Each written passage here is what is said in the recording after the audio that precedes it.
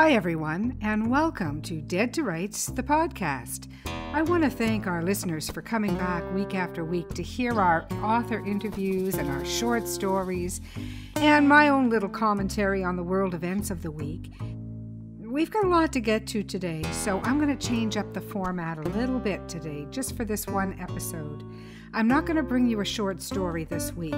And the reason is because we've got an absolutely fantastic interview coming up with true crime author Nate Hendley, who wrote The Boy on the Bicycle, his most recent book. And I want to talk to him about that. And I also have promised our listeners a review of On Writing by Stephen King. So I want to get to that, and I don't want to make the episode too unwieldy and too long. So I am going to forego the short story today. But before we begin any of that, I'm sure that unless you're living under a rock, you're all aware of the news this week and the hearings between Dr. Christine Blasey Ford and Judge Kavanaugh. What a crazy week it's been. I heard a pundit this morning make a comment that women have been triggered all week.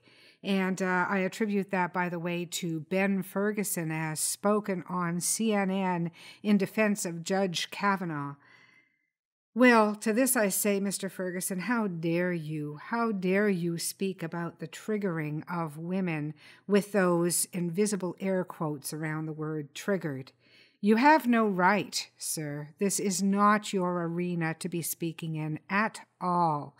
At least I don't believe it is. And if you believe it is, then I dare you to come on air and tell us how your understanding is so large that you can dare to speak about the triggering of women.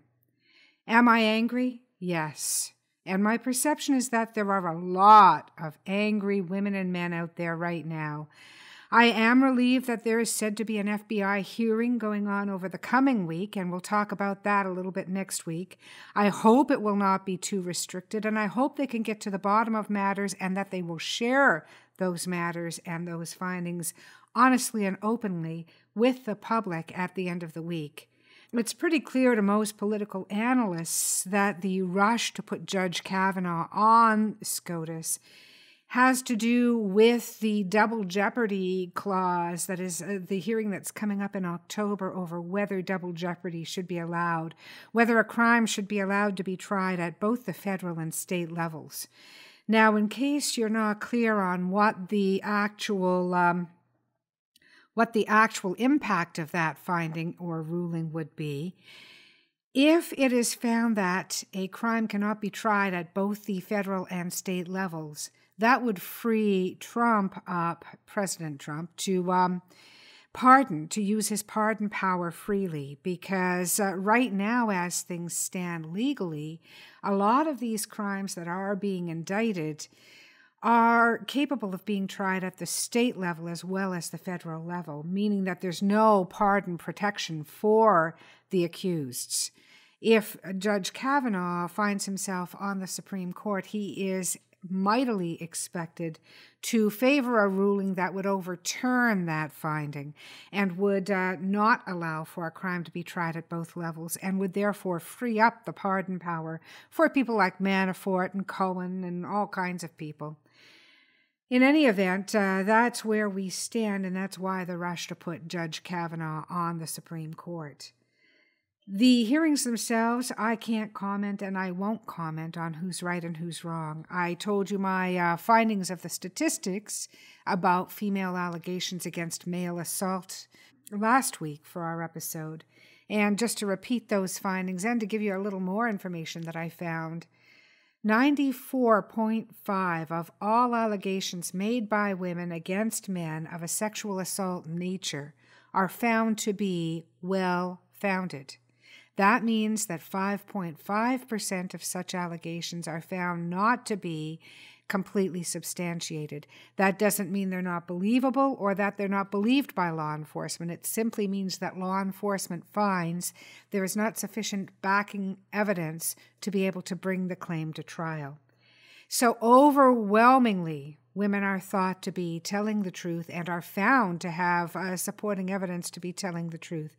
Does that mean women never lie? No. but it does mean that the numbers are in favor of females being believed when they make these claims.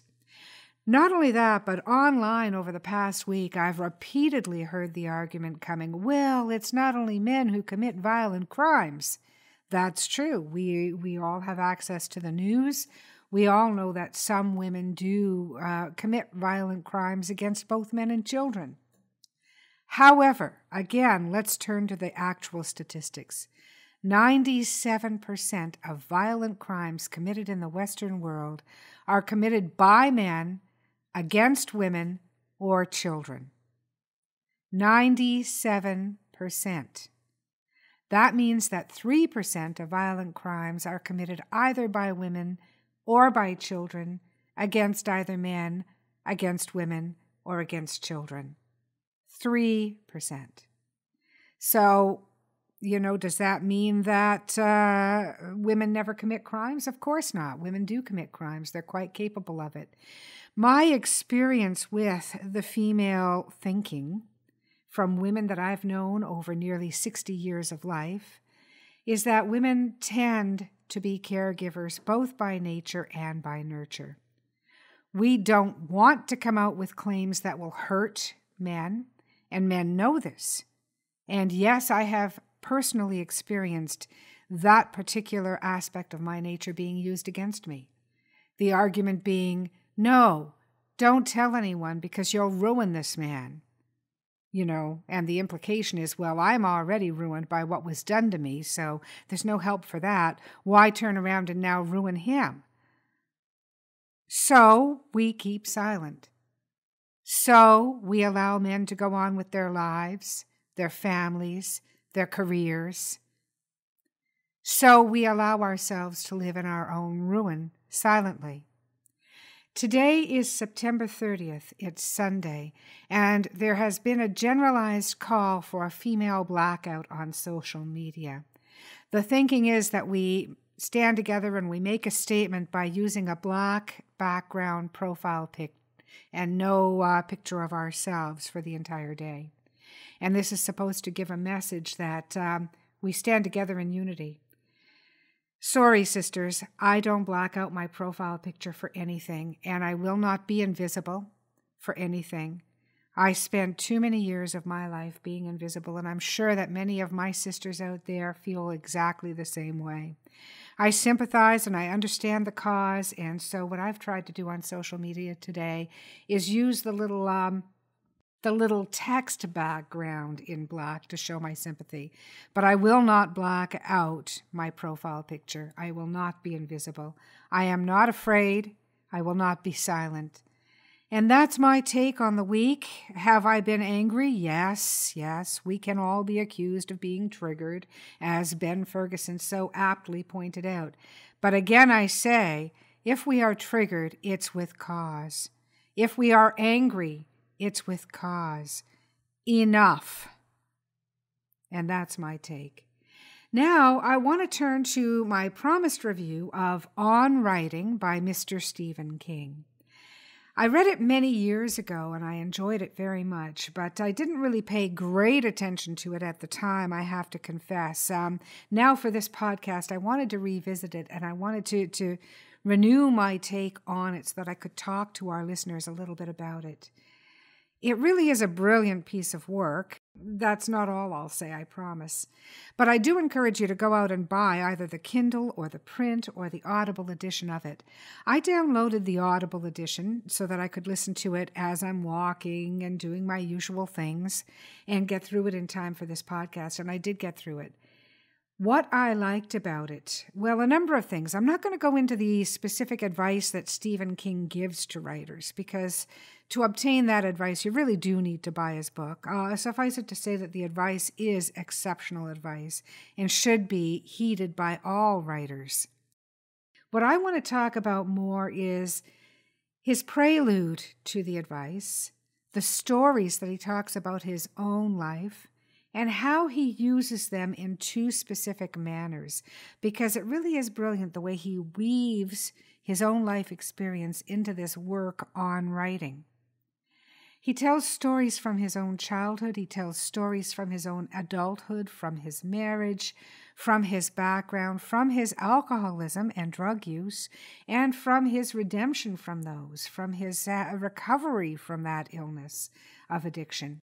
He talks about all these personal aspects of his life and these personal experiences. And he does two things with those stories.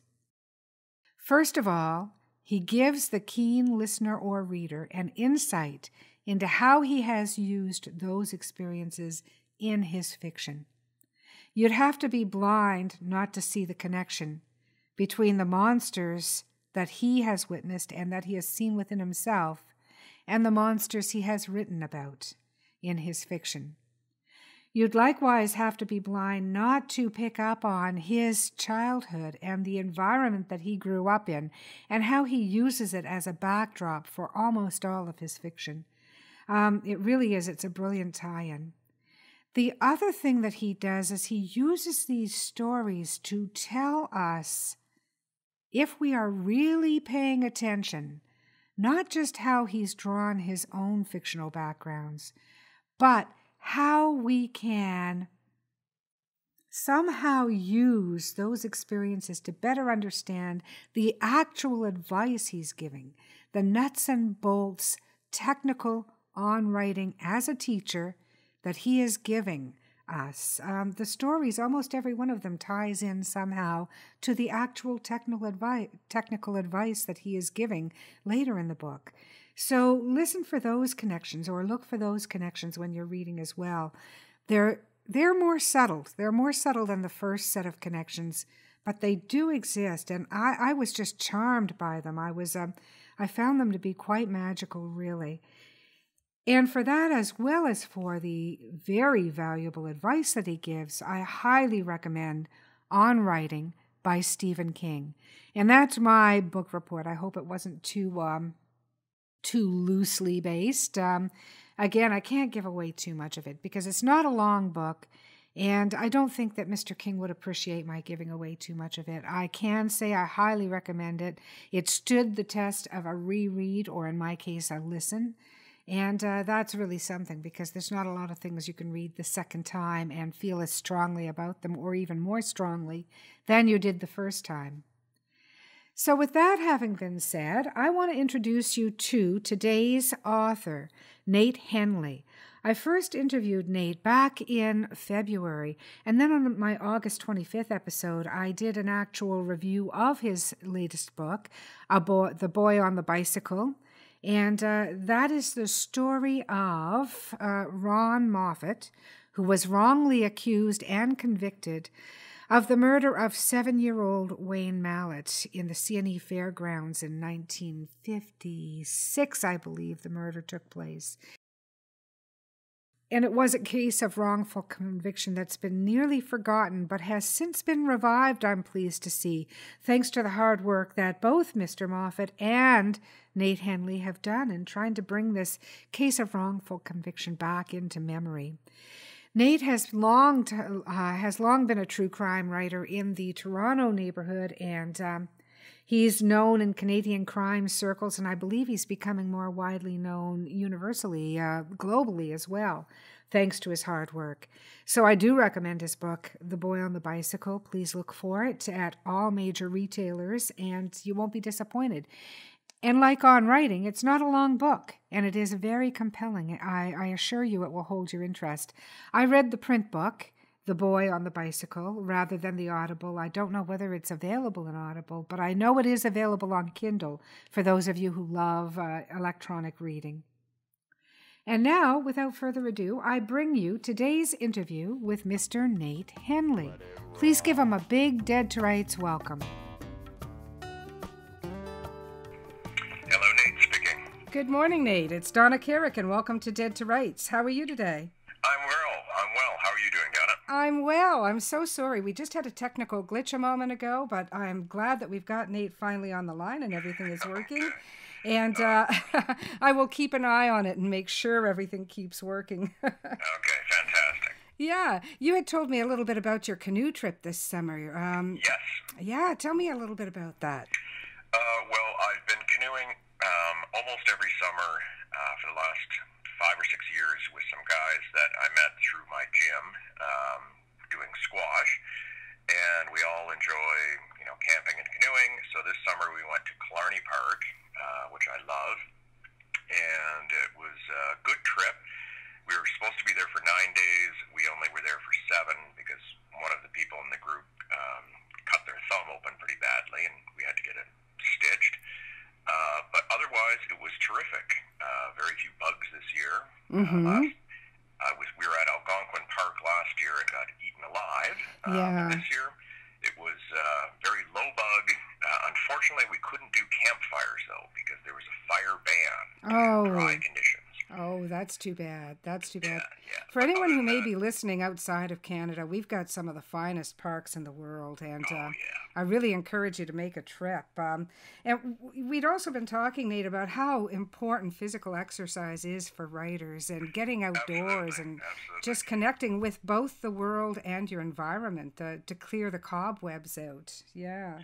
That's a good way to put it, because I found that writing is a very solitary task, even if you're, interviewing people and such, and you're sitting at a desk a lot of the time. So it really helps to get out and get the endorphins flowing, and you don't have to go on a canoe trip to do this. You can just take a walk around the block. That's right. That's right. I'm a big proponent of walking. I try for the 10,000 steps every day, and I swim at least 3 mornings a week, and been getting the kids out swimming early in the morning with me before work. It's really important.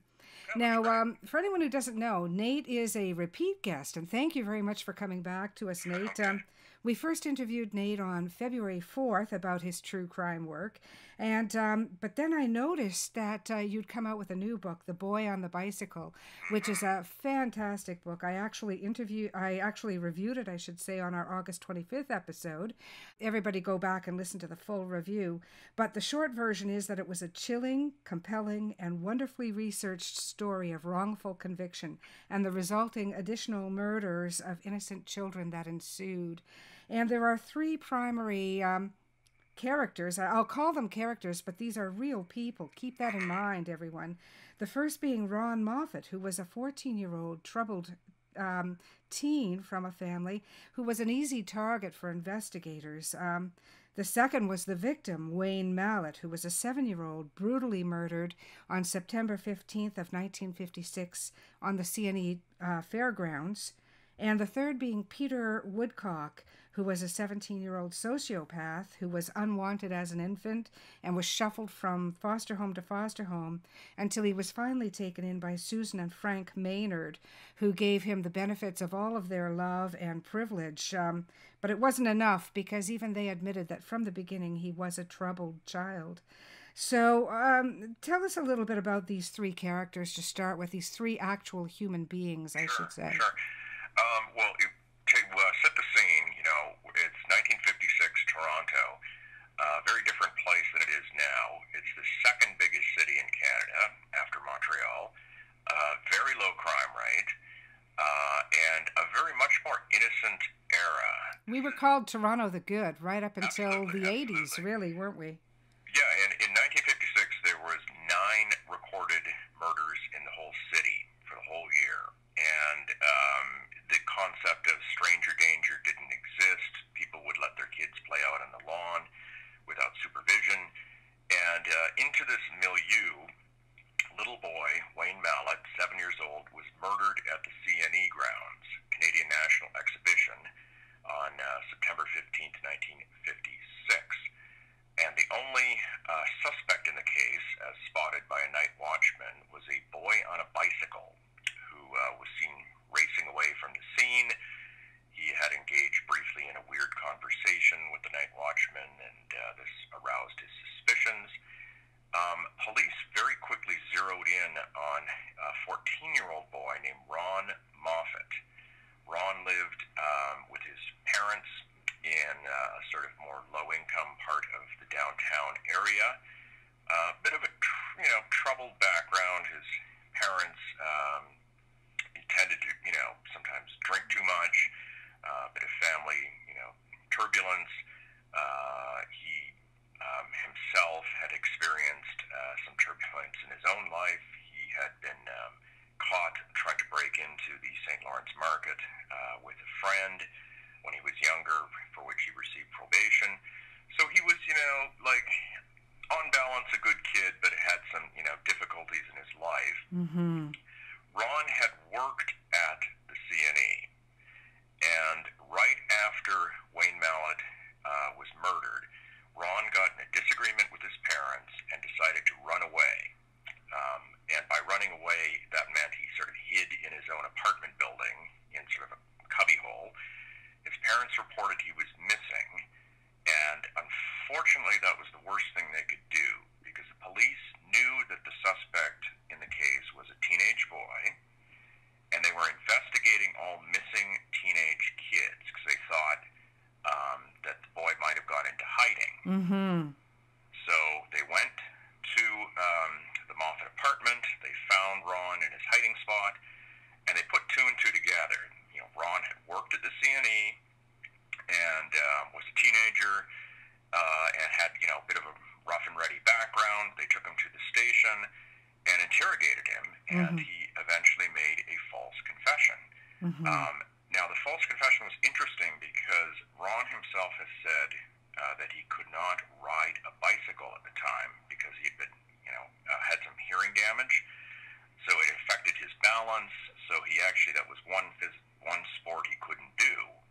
Police, however, claimed that Ron had spent the evening that Wayne was murdered, Ron had spent in a movie theater, the Metro Theater at 677 Bloor Street, and police claimed that he slipped out, stole a bike, rode to the CNE, where he used to work, encountered little Wayne, accidentally murdered him for no apparent reason, left the scene, ditched the bike, ate a meal at a restaurant, and went back to the theater. Yes, all without his friends, because he did have friends with him at the theater, Yep. all without them noticing his absence. Right. No one, theoretically, no one noticed his absence, and he comes back to the theater, and no one notices anything amiss. Like, you would think most 14-year-olds who just murdered a child with their bare hands might be sweaty, upset, freaking out, screaming, panicking. Nothing like that was reported. However, at the time, again, I keep referencing this is the 1950s, no one could comprehend why anyone would make a false confession. That concept was just off the radar. And we'll come back to the topic of false confessions because I really do want to pick your brain about that. Sure. But before we do, you've led in beautifully to the third real human character, Peter Woodcock, because by talking about how you would think a normal teenager in those circumstances would react, being sweaty, being nervous, being upset, Peter Woodcock, on the other hand, was an obvious sociopath, and none of that would really have applied, would it? Absolutely, absolutely. He was, as you had mentioned in your description, he was a very odd person, very unsociable. His classmates didn't like him. He had all these bizarre kind of habits, like he memorized the Toronto transit schedules. He would frequently disappear on buses for hours. And he loved to ride a bike. He would ride a bike around the city, and when he was in his mid-teens, he started approaching children. He would say, hey, look at my bike, take them for a ride, and then sexually molest them. He became a predator, pervert, and he was known for doing this. So he was actually riding around the city doing this, and he continued to do it after Ron was arrested. And again, no one clued in that, there's this other predator out there. And sadly enough, 1 month after Ron was picked up, arrested, and put into custody, a second child was murdered. Gary Morris, who was a little boy picked up by Peter Woodcock in downtown Toronto, taken to Cherry Beach and molested and killed. And so we had two child murders in the city. And again, this is a city with a very low crime rate. And people at the time couldn't even really, the concept of anyone sexually molesting kids, even that was off the radar. Yeah. Like, a lot of people didn't grasp that children could be the victim of a sexual predator. Yeah, in particular boys, and that's a whole other sad story we'll get into one day. Absolutely. Yeah. So by the end of October 1956, we have 2 dead children in Toronto, and police are still convinced that Ron Moffat is guilty. Even though there's another obvious killing in almost the exact same victim profile. That's what I was going to say. The MO was very similar too, wasn't it? Pardon me? The MO was very similar. Absolutely. And when I look back in the articles, there's this bizarre speculation, like this one police source says, well, maybe somebody who was like a psychotic person read about the first killing of Wayne Mallett and went out and imitated it. And you're like, okay, so you're saying, and again, witnesses, the second boy, the Morris boy, was kidnapped in front of a friend who identified a teenage boy on a bicycle as the culprit. So police are basically saying 2 different teenage boys on bicycles were approaching kids, molesting them and killing them. Which, defied, like, you're like, okay, I don't think so. But it didn't matter, because Ron had confessed. So December 1956, he's put on trial, and he's found guilty. Yeah. Very little evidence against him except this confession, and didn't matter. And then another child was killed. Correct. January 1957, Carol Voice, a little girl, was approached in the east end of Toronto. She was playing with a friend. She was 4 years old. A boy on a bicycle approaches. These 2 little kids are playing on a lawn, and the boy on the bike, who was Peter Woodcock, initially asked if there were 2 children, a boy and a girl, Carol and her friend, and the boy on the bike initially asked the little boy if he wanted to take a ride, and then he, at the last minute, changed his mind and picked Carol. Took Carol into the Don Valley and just brutalized her. I won't go into the details because they're just horrific. Yeah, we won't re-victimize these children for sure. And for the 3rd time, a witness saw a, quote, boy on a bicycle leaving the crime scene. So this is the 3rd murder in which the main suspect is somebody riding a bike. This was the murder that finally authorities realized we've got a serial predator on our hands, and the word serial killer didn't exist at the time, but this is a major incident, and the press coverage becomes really frenzied at this point. Like they had gone, and obviously the first 2 murders were very big news, but this was just like, I think I mentioned one of the papers put like 8 pages, like front page to page 8 was just coverage of Carol Voice, because they finally realized this is a very, very, very serious situation. Yeah. Would you like me to explain how the case was resolved, or shall we get to that later? Yeah. Let's spend a little bit of time on that, because before we do, for our listeners, keep in mind there are a number of things at play. It's very easy for us to blame the police, and certainly there was some blame on their part in not making connections, in not listening to the boy when he said he didn't ride a bicycle, in not listening to his witnesses who said he was at the theater. There's certainly blame there, but on the other hand, this was 1956. The police did not have computerized records like we have now to be able to make connections in modus operandi, in witness accounts, in things like that that might correlate. And so, so there's a mix of things at play. And also there is that false confession. So yes, go ahead, Nate, and tell us how it finally resolved, and then we're going to talk a little bit about false confession. Sure. Just to step, one thing just to step back is also 1956, no DNA technology. Yes. So police, if the first child had been bitten, Wayne Mallett, so obviously if that was the case, then the DNA from the suspect would be on the child, but that technology didn't exist. You didn't have surveillance cameras, because nowadays all you would have to do is check security cameras, and there would probably be some image of either the little boy wandering on the C&E or him and the boy on the bicycle riding by. Those technologies didn't exist. Now, what happened in the case was that if Ron had been arrested and that was due to sloppy police work, Peter Woodcock was arrested due to good police work. Yes. After Carol Boyce was murdered, a bunch of police officers in North York kind of had rang a bell. They're like, hey, wait a minute. This little girl was killed by a teenager in the Don Valley, and previously, a few months earlier, they'd had this bizarre incident where a teenage boy took a little girl into the Don Valley, and her parents reported her being kidnapped. They, eventually found the girl, and the boy was Peter Woodcock. So they're like, hey, okay, maybe it's the same suspect, because that seems like a pretty weird kind of pattern. They looked through their notes, and again, this is where you mentioned the lack of computer files. They had to look through their handwritten, what are called occurrences or occurrence reports, and finally they come up with, that the boy, in the previous incident was Peter Woodcock, and here's his address.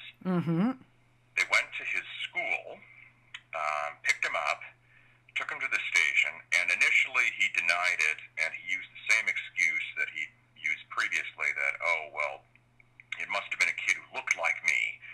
And very quickly, though, he confessed. And unlike the Moffat confession, this appears to be completely uncoerced and corroborated because, as I said, there were witnesses. Each of the 3 child murders had witnesses who saw a boy on a bicycle leaving the crime scene. Leaving, step back for 1 sec, sorry. Each of the 3 child murders involved witnesses who saw a boy on a bicycle. And that fit, Peter Woodcock's description pretty well. He also confessed to molesting about a dozen other children, and that fit, certain police files that they had. And so Peter Woodcock was charged with the murder of Carol Boyce. This, in the background, helped trigger, there was an appeal going on of Ron Moffat's case. This was launched by a lawyer named Patrick Hart, who's kind of the hero of the book in some ways. He was, to use a modern term, a bit of a social justice warrior. He was famous for sort of representing underdogs and fighting for, the rights of people that he thought had been, treated very poorly. He took on the case and fought it very vigorously. He won an appeal for Ron Moffat. So in the spring of 1957, 2 things are going on. Peter Woodcock is put on trial for killing Carol Boyce. He is found actually not guilty by reason of insanity. And to clarify what that term meant in the 50s was that he would be incarcerated in a psychiatric facility until authorities decided he was cured, then they'd release him. But in 1950s, that meant pretty much he'd be there forever. Yes. So this was not, it's not like he got away with murder. Yeah. And in Canada, as I understand it, to plead and win a case based on insanity is near impossible. It's not a plea that is looked on favorably by Canadian courts even today.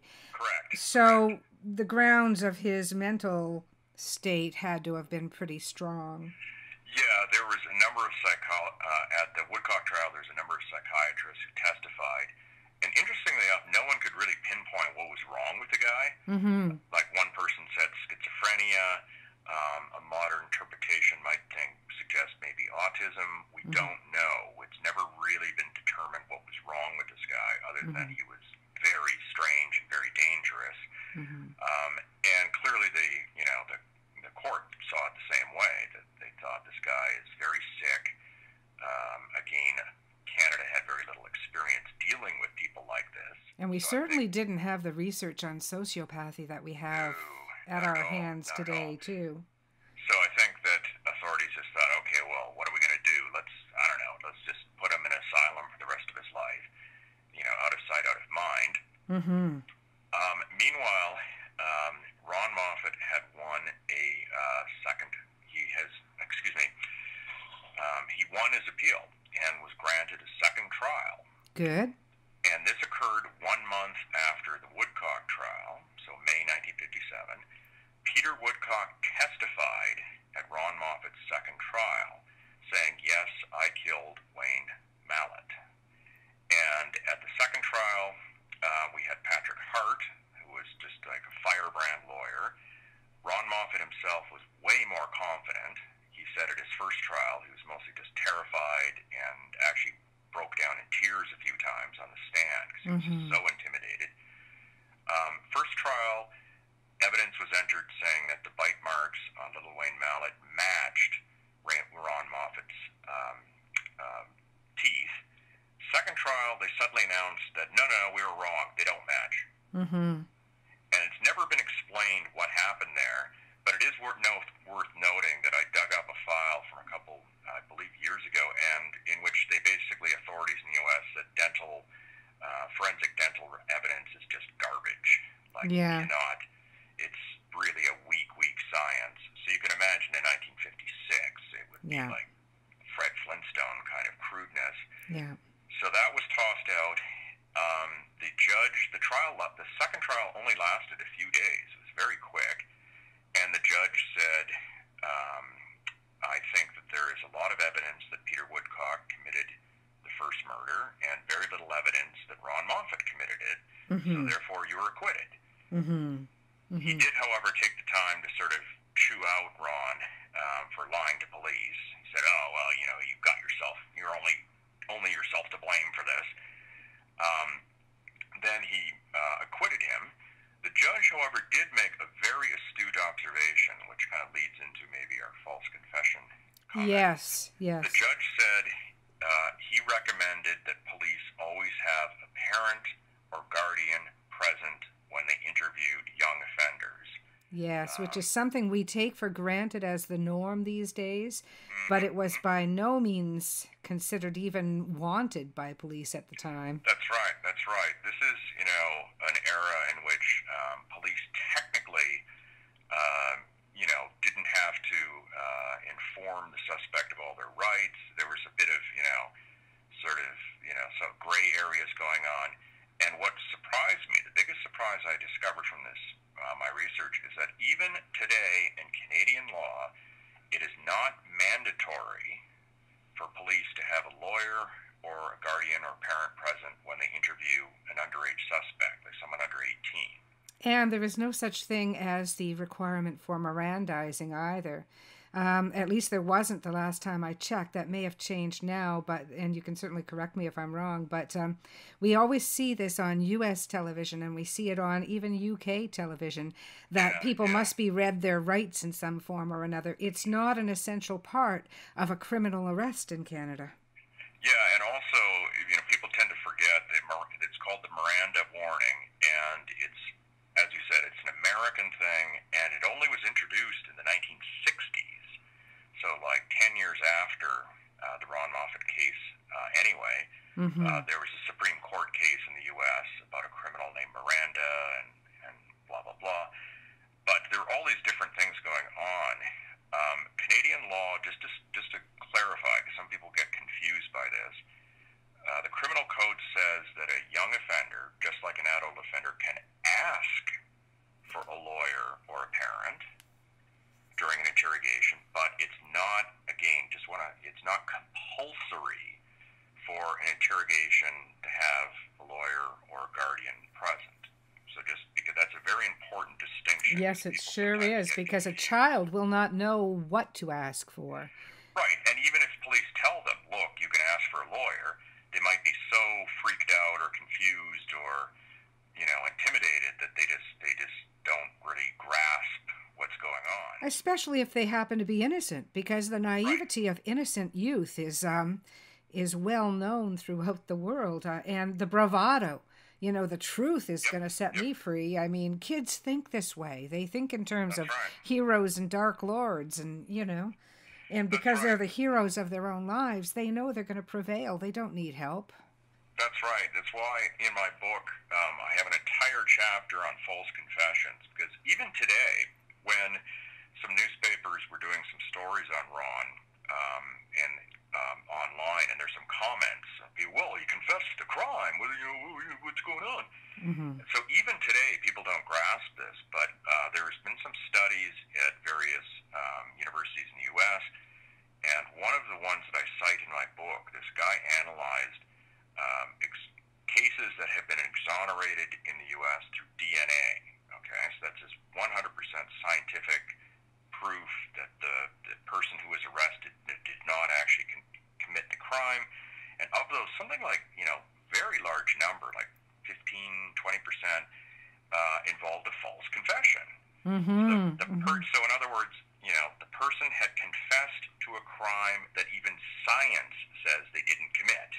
In a case like Ron Moffat, what is the accepted psychology behind that false confession? I know there are a number, given the case study, there may be a number of different psychological reasons, but in his case in particular.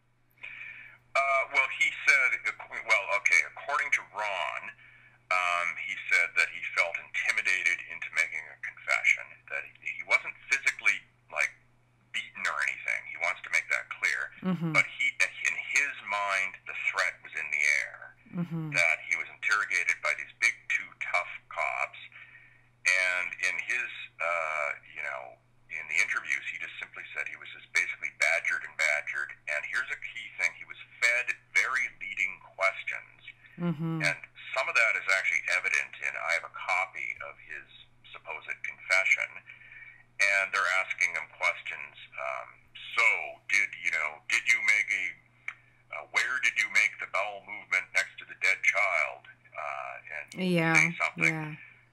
They took him to the crime scene, and the police claim that he walked them through it. He says that they would sort of point to a spot and say, so, you moved the body here, right? Yeah. And he'd sort of go, yeah. So he said it was just simply a product of fear and intimidation. Yeah. He was scared out of his mind. Yeah. And for the benefit of the general population, who I hope had good childhoods, let me just say something, not from I don't have any psychological credentials. I've done a little bit of psycho study, it's the same as pretty much everyone. But from my own experience, I can tell you that children who grow up with alcohol abuse, with raging fights in the home, we want to please. We want to please, and we want to please pretty much anyone. And it takes a lifetime to get over that. It really does. Sometimes I'll get cranky with people now in times when they don't think I should. And the reason is because I'm trying to take care of myself. I'm trying to make sure I put myself at least on a par with others and not be a pleaser anymore. And but for a young man like Ron, he hasn't confronted any of those personal standpoints yet, and he's still in that I want to please. The police want me to say this. If I just say what they want me to say, everything will be all right. Yeah, exactly. That in the chapter I wrote about false confessions, a number of studies and some of the people I interviewed, they said the rate of false confessions goes through the roof if especially the suspect is a young offender, because the young people are more gullible. They're more willing to please, as you mentioned. They're more susceptible to either flattery or intimidation, and they simply don't know their rights, even if those rights are explained to them. Other factors are if the suspect has psychiatric problems, so they don't trust their own memory, if they have drug or alcohol problems, because police could say, well, okay, now you were really drunk that day. Is it possible you went to this, place? Well, hell, sure, anything's possible. I mean, our politicians can tell us that. Right. So there's a number of reasons. In other cases, sometimes people confess. There's been cases where people confess because they want to look, they have this harebrained idea that it'll make them famous. Badass. A really bad idea. Other times police will deny a suspect food, water, bathroom breaks, which obviously they're not supposed to. Or they will, there's something called the Reed technique, which is a police interrogation protocol, and it's been criticized for leading to false confessions because it's based on a guilt assumptive model that you go in there assuming the person's guilty. You're not looking to elicit the truth. You're looking to elicit a confession. So a lot of leading questions. You're actually encouraged to even lie to the suspect, like, "Oh, come on, kid. We've got 5 witnesses who saw you do this. So why don't you just tell us what's going on?" Yeah. When it's a total lie. So there's a number of techniques that actually encourage false confessions. And as you said, it's very key that we've got a 14-year-old kid from a bit of a troubled background, not enormously educated in terms of the law and all that sort of thing. And he was a bit of putty in the cop's hand. Yeah, and a bit of a petty prior record. I mean, nothing serious, nothing certainly violent. I mean, and I want to say here that I had made mention about the fact that he did grow up in a volatile home where there was alcohol abuse. But I also want to say, on the other hand, that throughout his incarceration and his trials, his parents were bedrock supportive of him. So I want to give them credit for that. They were, I think at that point, just unmovable in their belief of his innocence. That's right, and that was the one, pleasant surprise Ron had, was that his parents completely supported him. They got the second lawyer, Patrick Hart, who was, like I said, a firebrand. There's a number of quotes in the papers in the 50s in which, especially his mother says, "I always believed in his innocence." She also mentions he can't ride a bike. That's very important. And his parents, the family attended the trials. They visited him when he was in custody. They did a lot of things that they couldn't even afford to do to try to support him. And I think that really speaks to their inner character beyond, the obvious abuses and things like that, They really came through for him in the end when it mattered. And according to Ron, they even sold their furniture just to afford legal bills. Yeah. I mean, I don't know if the average Canadian can understand that kind of sacrifice, but that's a big deal. The last thing I want to ask you about is when you met with Ron, the things that are important to him now when he looks back on that time. I know his love of family. He's got a lovely extended family. You provided pictures of them in the book, which is just wonderful. His faith. How does he uphold his sense of self-worth as he ages? Well, I think that he's one of these guys who's sort of gotten better as he ages. That he's sort of come to terms with what happened to him, because after he was released, he received no apology, no official apology, no compensation. His parents couldn't afford a lawsuit. And basically no counseling or any kind of help, anything that we would nowadays automatically assume for a young offender who had gone through such a trauma. So he did go through some rough patches. He had trouble holding a job. He had some issues with alcohol. Well, that's why I asked the question, because there's a sense for people like Ron, who went through what he went through, and to have no official recognition, not just the monetary, but somebody in a powerful position saying to him, "Look, I'm sorry. You were right, and we were wrong." Without that, there's almost a sense of false guilt within the person that you would carry. You would carry that with you, that sense of, well, maybe I am no good. I think that was one reason he got in touch with me was, obviously, compensation would be lovely. Stephen Truscott got compensated. But, yeah, he was looking for some, recognition, some official statement or apology. And he's finally, I don't want to blow my own horn, but he is finally getting a bit of that recognition. Well, yes, even you're coming on and speaking about him, and your concern for him is so obvious, Nate. I really appreciate it. Because, I really believe the underdogs in our society, they need us, That's true, and it does. The case did open my eyes to, you wonder how often this sort of thing happened in the past, and even today, because we tend to assume, everybody is familiar with the Stephen Truscott case, and people tend to assume it's a bit of an aberration, that this was a freakish occurrence where this poor teenage boy was kind of railroaded, and you're like, well, maybe it wasn't that unusual. It wasn't that freakish, no. No. So sadly enough, and just to give Ron some props here, at the launch, he met with people from Innocence Canada, which is the group formerly known as Association in Defense of the Wrongfully Convicted, and they were really just very supportive.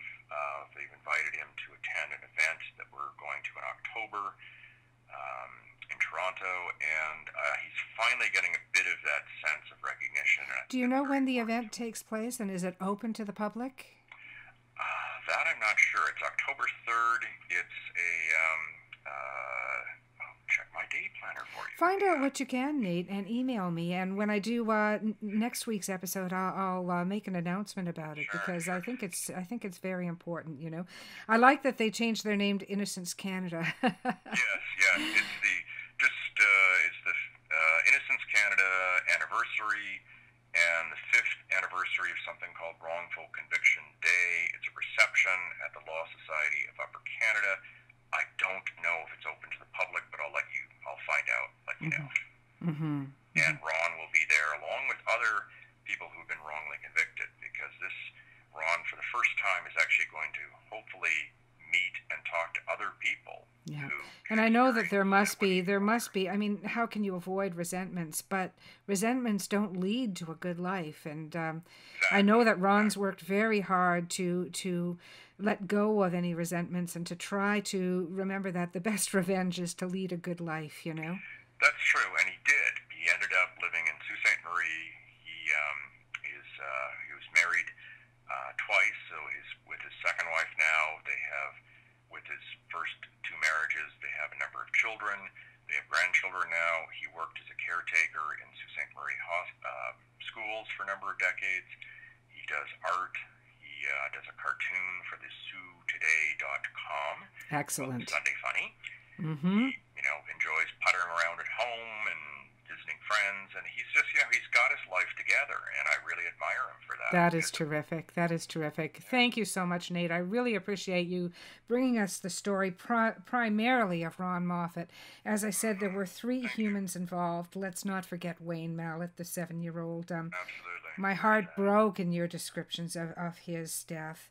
And not to overblow him, but Peter Woodcock, the sociopathic 17-year-old who caused this horrible damage to a number of families.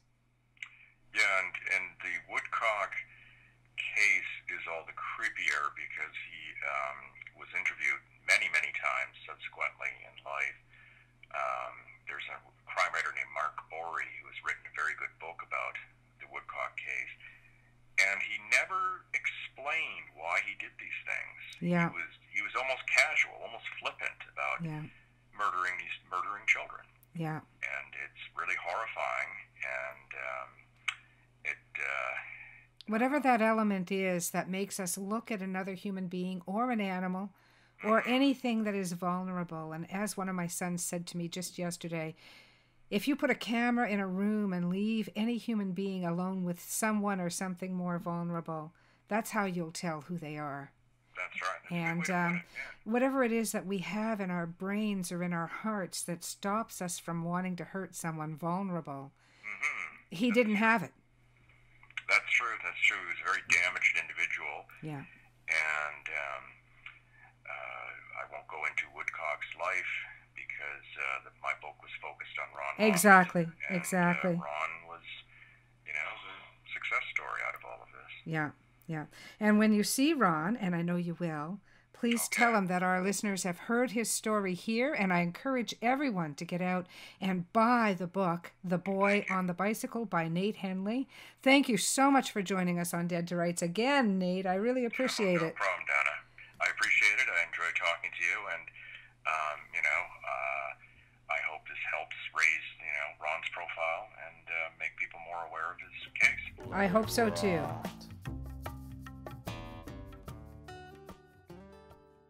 I'd like to thank Mr. Nate Hendley for agreeing to come back on the podcast Dead to Rights and be interviewed again by yours truly, Donna Carrick. Are you a published author? Would you like to be profiled on Dead to Rights? We still have a couple of slots open for 2018 and will soon be looking to fill 2019 weekly features.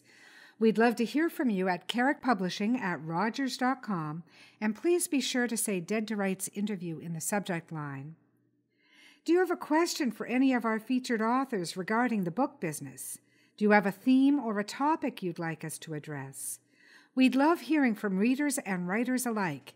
You can touch base with us at deadtorights.ca, on Facebook under Dead to Rights, or on Twitter at Dead to Rights Pod.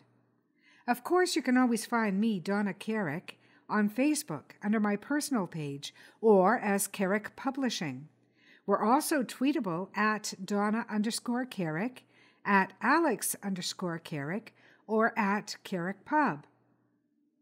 If you have questions related to the book industry for any of our authors, don't hesitate to reach out through our online forums.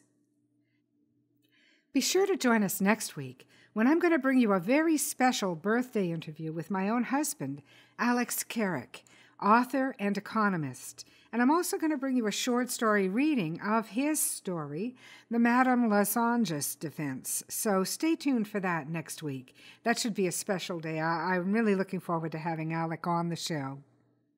Our Dead to Rights theme song and all story scoring music is brought to you by Ted Carrick, composed and performed, and you can find more of Ted's music at his YouTube channel, Ted Carrick Music. Thanks for joining us, and we'll see you next week.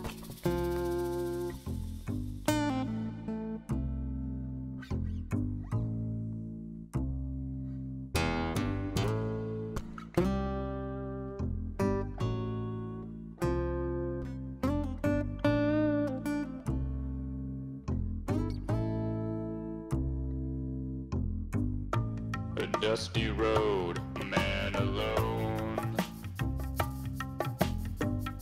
His vital signs go on hold. And I don't know what you've been told,